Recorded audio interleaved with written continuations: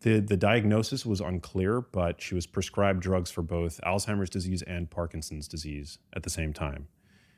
And so not knowing anything about either of those conditions, or for example, that they're old person's conditions, that they are, somehow genetically predetermined.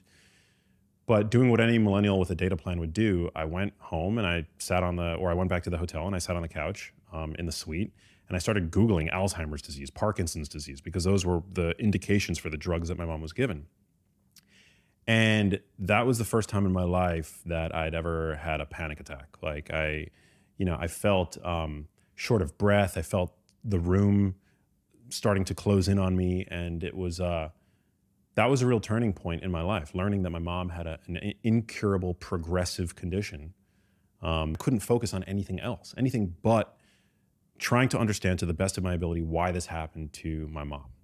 And I'm not a medical doctor. I didn't take an academic route. I didn't, get a PhD, but I had always been passionate about health and nutrition and fitness and exercise science. I actually started college on a pre-med track. I'm not saying that is could ever be a replacement for the rigors of, going through the academic channels, but I knew where to find research because I had worked as a journalist after college. I was like, that first year, I wasn't even sleeping. I was just trying to read anything I could get my hands on.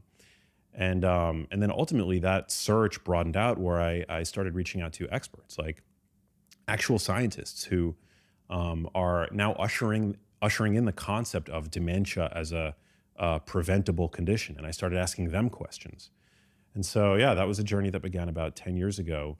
But it was really motivated by that sort of initial incident where my mom was first diagnosed. And it continued to, watching my mom decline over the following years was really, it was just so incredibly hard that that it just further cemented my mission, to try to understand all that I could about these conditions.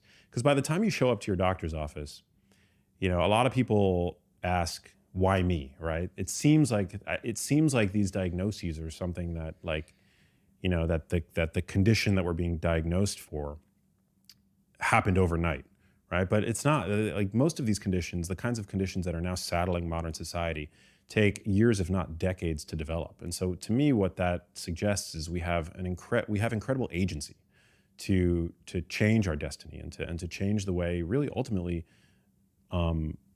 most of us are aging today. And so, yeah, so I became obsessed, and I still am. So.